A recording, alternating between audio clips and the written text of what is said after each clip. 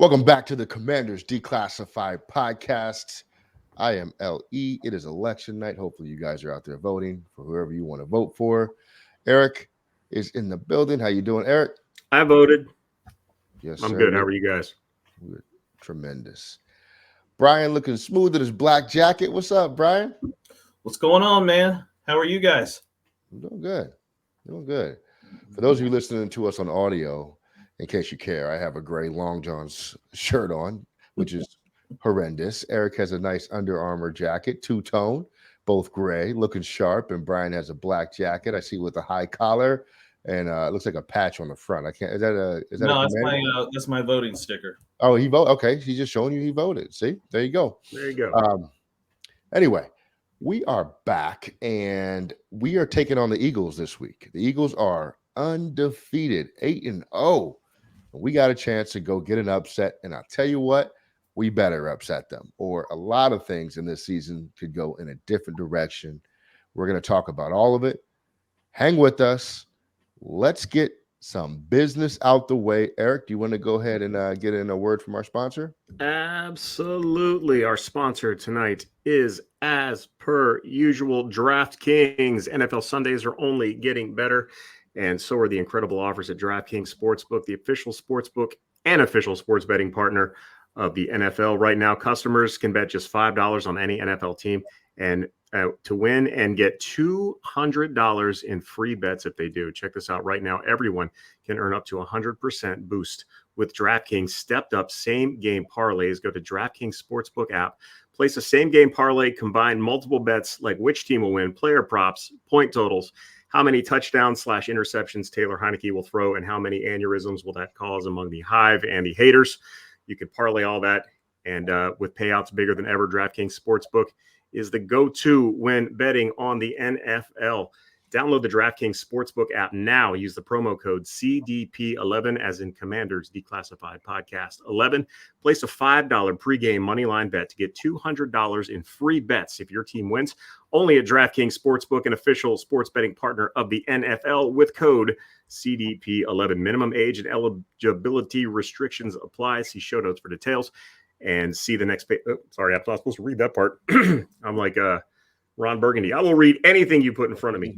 You must include the nope, I'm not supposed to read that either. Man, I'm having a rough day. If you or someone you know has a gambling problem, crisis counseling and referral services can be accessed by calling 1-800-GAMBLER.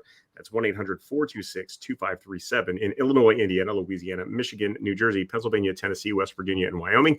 1-800-NEXT-STEP in Arizona. 1-800-522-4700 in Colorado, Kansas, and New Hampshire. 888-789-7777. Visit http ccpg.org in Connecticut. 1-800-BETS-OFF in Iowa, 877-HOPE New York, or text HOPE New York 467-369 in New York, or visit opgr.org in Oregon, or 1-888-532-3500 in Virginia. 21 plus, 18 in New Hampshire and Wyoming. Physically present in Arizona, Colorado, Connecticut, Illinois, Indiana, Iowa, Kansas, Louisiana, select parishes, Michigan, New Hampshire, New Jersey, New York, Oregon, Pennsylvania, Tennessee, Virginia, West Virginia, Wyoming. Only $200 in free bets. New customers only. Minimum $5 deposit, $5 minimum bet. $200 issues as 8 $25 free bets. Bets must win. Bets must win. Oh, yeah, the bets must win. Yeah, that's important. It ends 11/20/23 at 11:59 Eastern Time. Stepped up SGP. 1 token issued per eligible game. Opt-in required. Minimum $1 bet. Max bet limits apply. Minimum 3 leg each. Leg minimum of minus 300 odds. Total bet 100 of plus 100 odds or longer. 10 plus legal requirements. Low leg requirements for 100% boost. Ends 1/8/23 at 8 p.m. Eastern Time. See eligibility and terms at sportsbook.draftkings.com/football terms. All right. Done.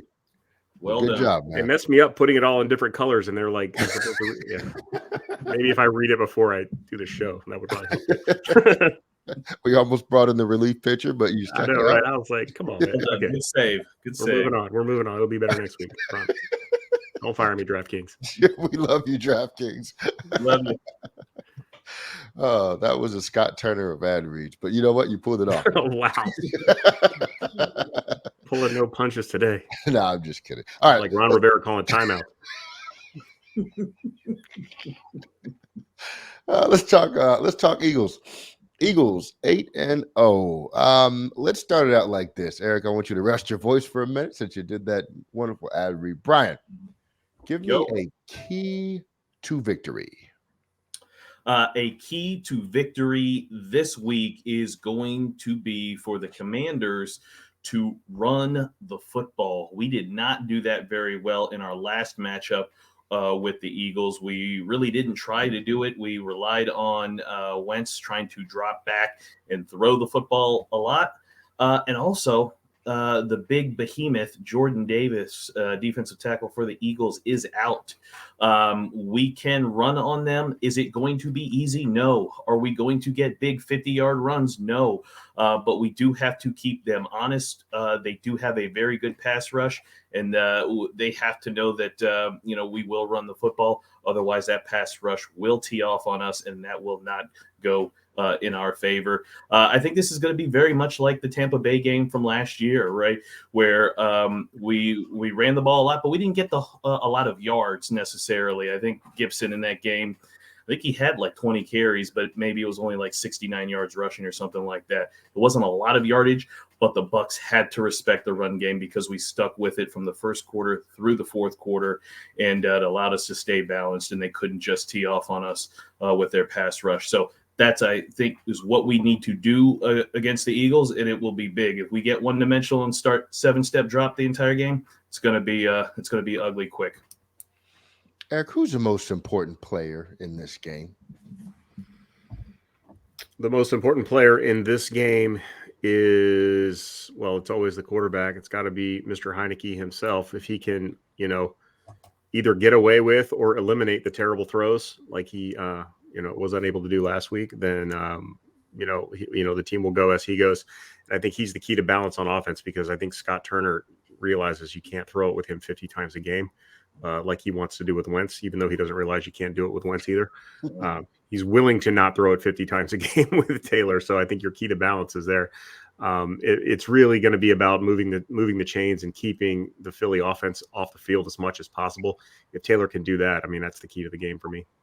Yeah, which in truth, no team has successfully done to this point. And the Eagles beat you up on both sides of the ball.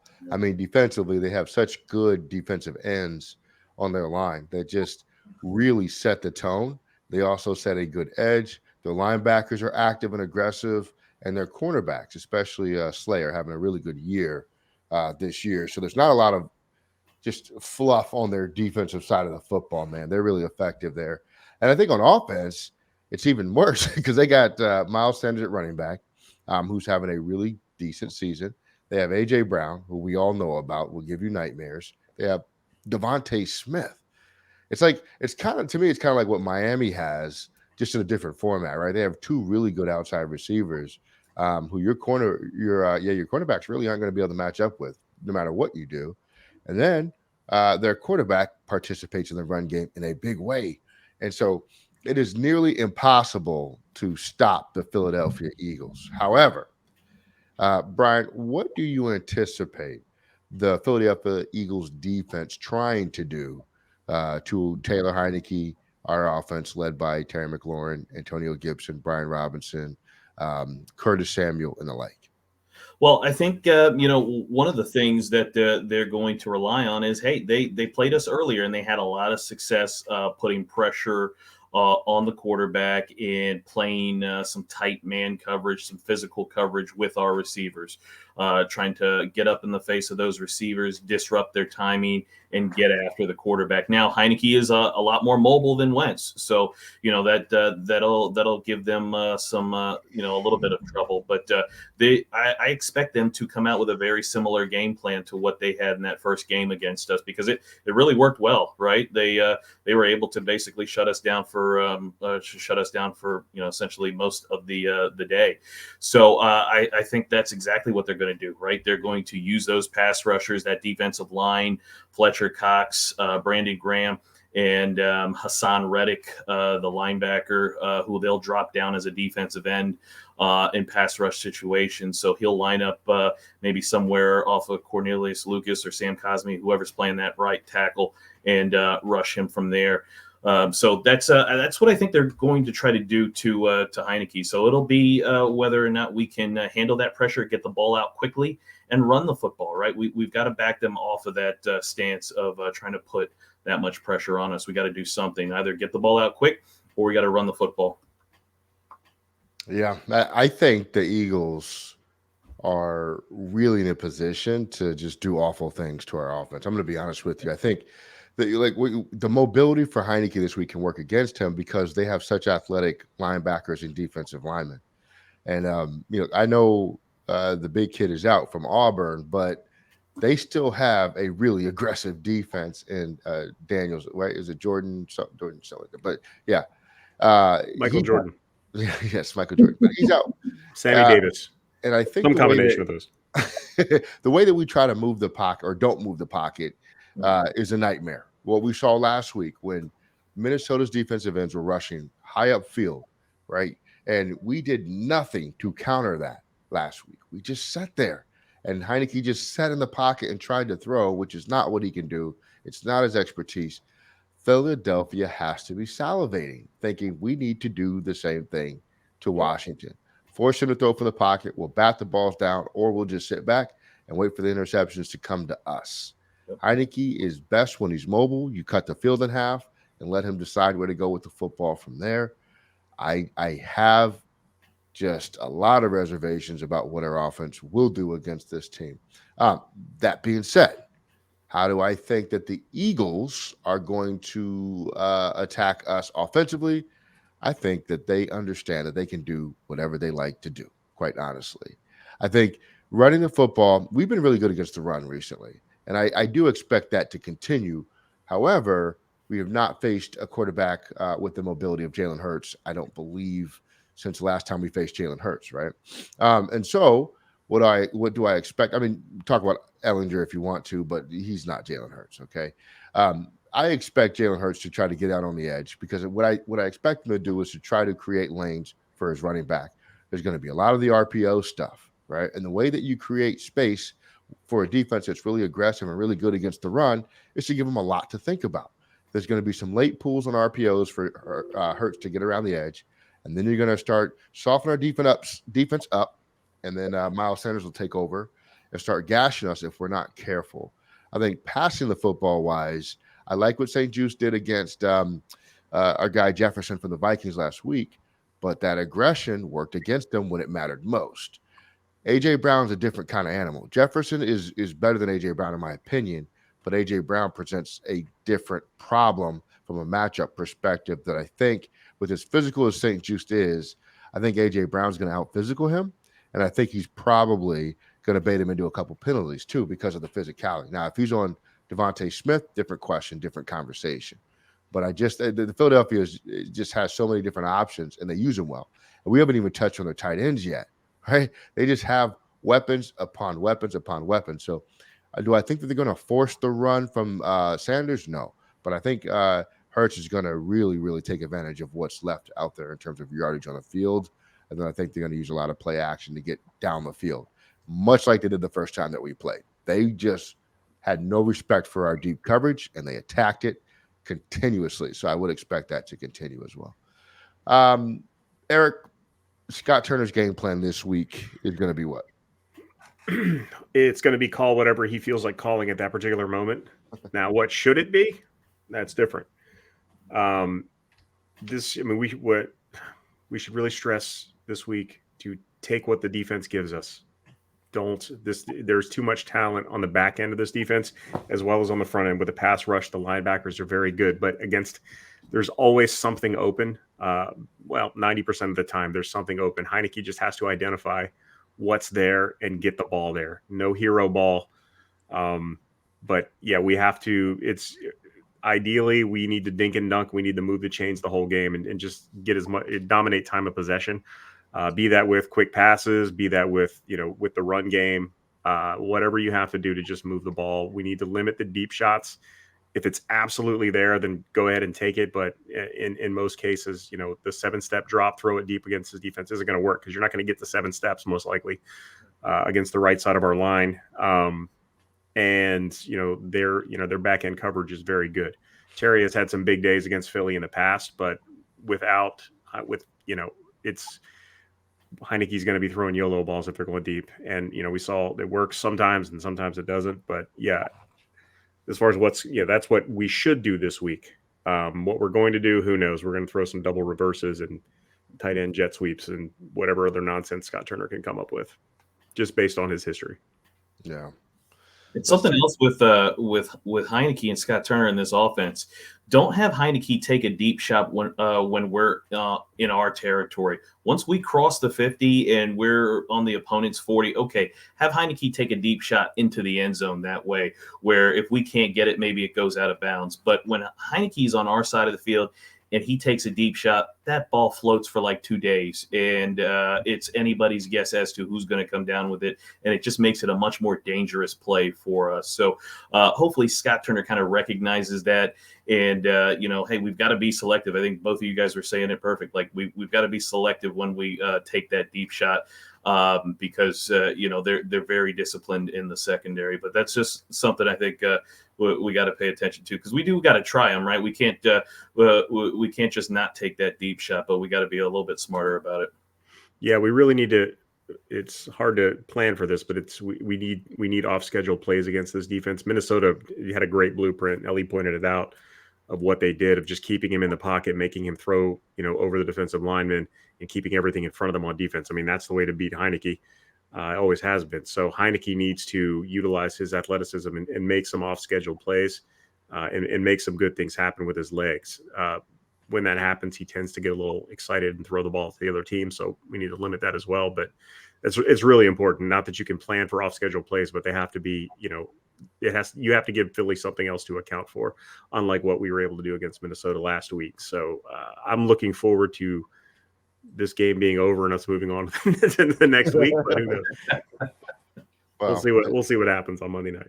Yeah, one of the other keys: don't get down by a lot. I mean, we over. got down 24-0 or something like that last time. Halftime, yeah. Well, that's what we're good at. Yeah, and we ended up 24-8. The bottom line is, if you do that with Heineke, the game's going to be over the first time that you're down by 3 scores, period. And then you're going to put him in an adverse situation where he's just chucking balls and it's going to get out of hand. Stay in the game, okay? And then see what you have late. What do you guys call it? Heineke magic or whatever that is. That's your best bet. But if we get down, if we leave that first quarter and it's 17-0, I think it's just going to be a very long day. Let's zero in on some stats real quick for the Eagles, specifically Jalen Hurts, since I think, he's one of the primary things that is going to give us some issues. Jalen Hurts is currently 10th in terms of passing yardage in the NFL, which is outstanding for a mobile quarterback. If you look at completions percentages, all according to ESPN, Jalen Hurts is 6th in the NFL in completion percentage. 68.2% of his passes are being completed. That is insane. By the way, Geno Smith is completing 73% of his passes. Yeah, we all saw that coming. Yeah. In terms of average yards per attempt, Jalen Hurts is number 2 in the NFL. This speaks to what we talked about before. Look for the downfield passing. The Eagles don't care. They're going to try you. No matter what you got going on defense, they're coming for you down the field. ESPN rankings for yards a game is all jacked up, so I'm not going to read that one. Jalen Hurts passing touchdown wise, I think last time we met when we played the Eagles, I think he only had 1 or so passing touchdowns. He was really moving the ball in the end zone on the ground. He now has 12. So they've done some things there, and Jalen Hurts only has 2 interceptions on the season, so he's not going to turn the ball over to you in the air. That is the definition of effectiveness from a passer. the blessing that he is for the Eagles is that he also provides you with help on the ground. Looking at the full stats for the Eagles roster, as I pull this up real quick, let's see what the Eagles look like here as a team. All right. They are led by Miles Sanders on the ground, 656 rushing yards. AJ Brown, 718 yards on the season. This is week 10. Think about that, folks. That is a lot of yardage there. Their leading tackler, TJ Edwards, a linebacker, has 74. And their leading interceptor is, was it Chauncey Gardner Johnson, the safety? Yep. He has 5 picks on the year. Think about that. The year that Slay is having, and they have a safety who has more picks than Darius Slay. Yeah. We got to be careful with the football this Sunday, or this is going to get out of pocket mad quick. All right.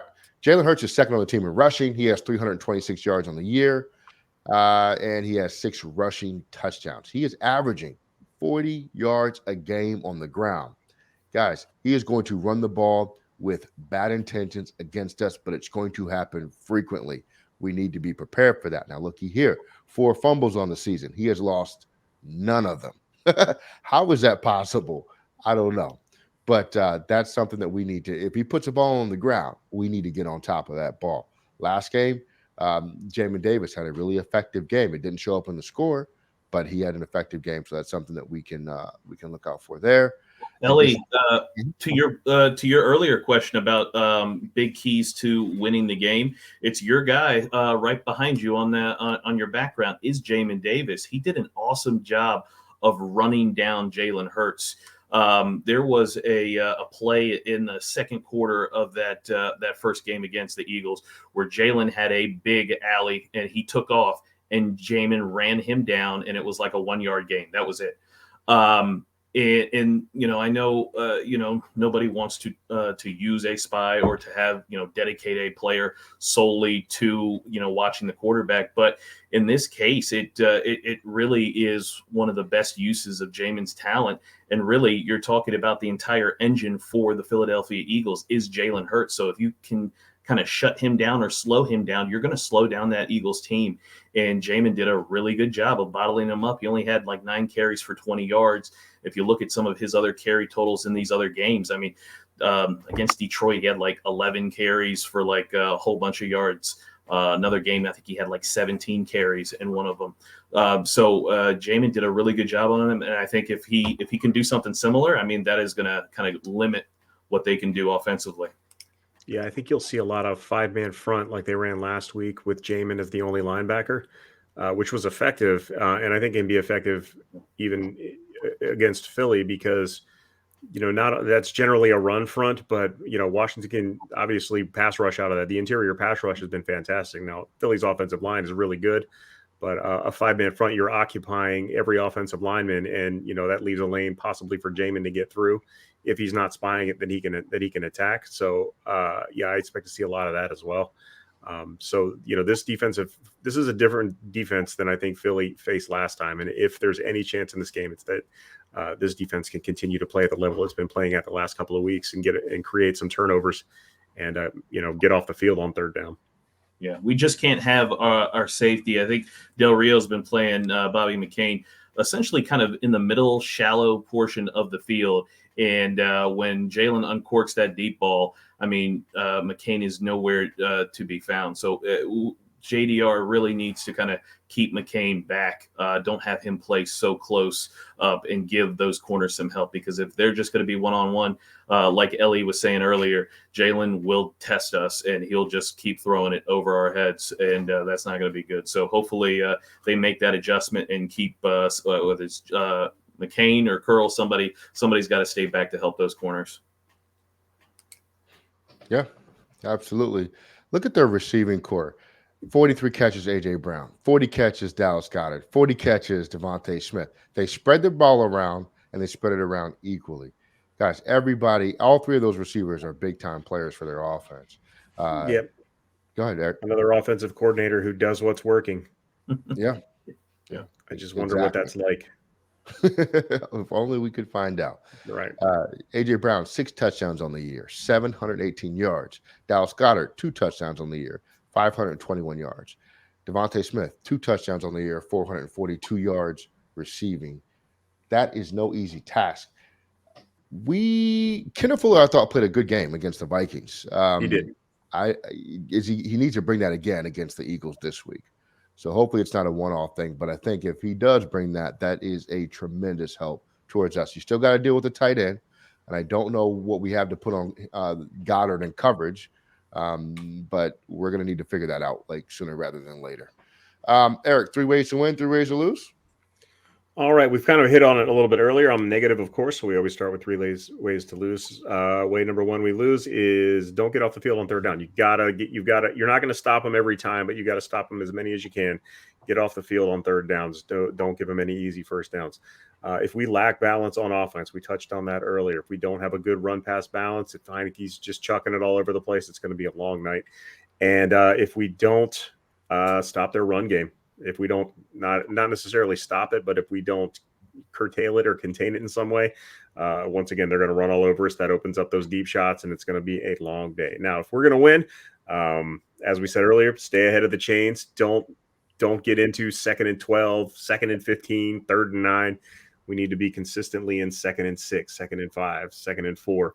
That's where we need to stay. That's how you sustain drives. That's how you keep their offense off the field. We're going to take what the defense gives us, as we also said. Don't get greedy. Don't try to, the YOLO balls need to take a week off. We don't need to do that against the secondary. They create turnovers. They're very good.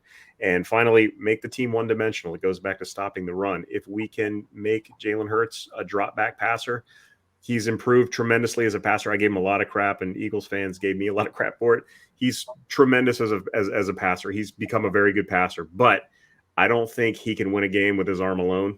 I don't think he's at that point yet. And until I see him do it, hopefully not Monday night, I'm gonna, that's still the weaker part of his game. If you take away his legs and make him throw, you may not stop them. You may not still beat them, but that gives you the best chance to beat them. So make them one-dimensional, make them pass. That means get up early, get a couple scores on the board, make them work for this win. That's 3 ways we win, 3 ways we lose. I like it. This is a primetime game, and Jalen Hurts has played well in primetime. They stomped the Vikings out on the 19th of September, 24-7 on Monday Night Football. They had a good showing the other week on, I believe it was Thursday Night Football, maybe. And here we go. So, let's see. Brian, give me your final thoughts on the matchup. Actually, give me your score prediction as well. Score prediction for this one is going to be the Commanders 19, the Eagles 21. I just don't know that we have enough offensively to overcome the Eagles. I think our defense can probably hold them down to limit some of those big plays, but offensively, we struggle to get to 17 points. We struggle to get to 20 points. And against a team like this, that ain't going to be enough. Unfortunately, I think they probably just have a little bit more than us offensively, and they'll put up a couple more points. I think the defense shows up again, and they play really, really good. If everyone remembers, the Eagles scored 24 points in the second quarter. They did not score points in any other quarter in that previous game. So, and that was, when our defense was, trying to get better, find itself. And I think since then we've come to a much better place defensively. So hopefully we see that, and I think we will see a better defense on Monday night. But unfortunately, I think the Eagles take this one. Eric, give me your prediction for the game. All right. Well, 2 years ago, Washington went into a Monday night game against the undefeated Pittsburgh Steelers at 11-0. Came out with the dub. It was an ugly dub, but it was a dub nonetheless. Set the tone for the playoff run to end the season. Why the heck not this week? I don't think they're going to win, but I'm going to go ahead and call a win this week. The Eagles are due. I'm going to go 23-21 Commanders because of a defensive touchdown. Jalen Hurts going to lose one of those fumbles. Something's going to happen. We're going to get a defensive score. That's going to put us over the top. Our defense is going to carry us through this game. We need it. Philly fans, feel free to shred me. I'm seriously like 10% conviction on this, but I'm going to go ahead and do it just because I can't. I'm gonna go with my heart today. I'll say that the Commanders pull out a victory somehow in Philadelphia on Monday night, 23-21. Like it. Let's see. The Commanders held the Vikings to 20 points last week. They averaged 24 points. So we were 4 points under their average. However, the Commanders scored 17 points. That's how we roll. Yep. That's yeah. That 17 to 23 points. You're going to be somewhere in that range. And generally, you're going to be right around 17. We say this is a 19 points per game offense, not against Philly. We had 8 points last time. I don't really see it being all that much better. And listen, if you're listening to this podcast now and you're getting upset with us because we're not predicting that we're going to go in there and stomp the Eagles on Monday night. Hey, go against, get mad at them. I said we're going to win. You're listening to the wrong podcast. We're trying to be realistic here, okay? This is an undefeated team. There are no parallels between this Eagles team and that Steelers team. That Steelers team was reeling. They were limping to that 11-0 start that they got. If you remember, they had injuries. They were not playing well.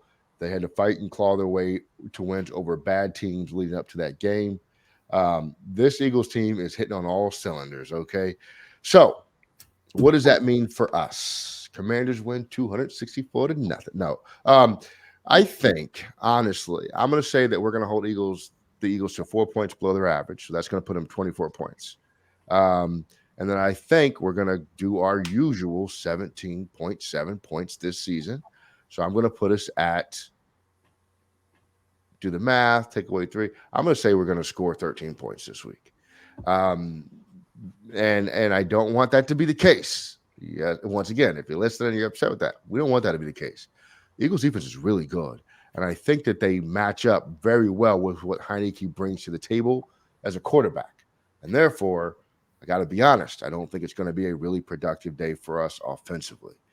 24-13, Philadelphia Eagles take this one, and we need to pick up the pieces after that. All right, Eric, any final thoughts? We're getting that dub this week. I'm feeling better about it already. I got it out of my system, and now I'm just going to roll with it. I'm going to run with it. Getting that dub. I'm calling it here. You heard it here first.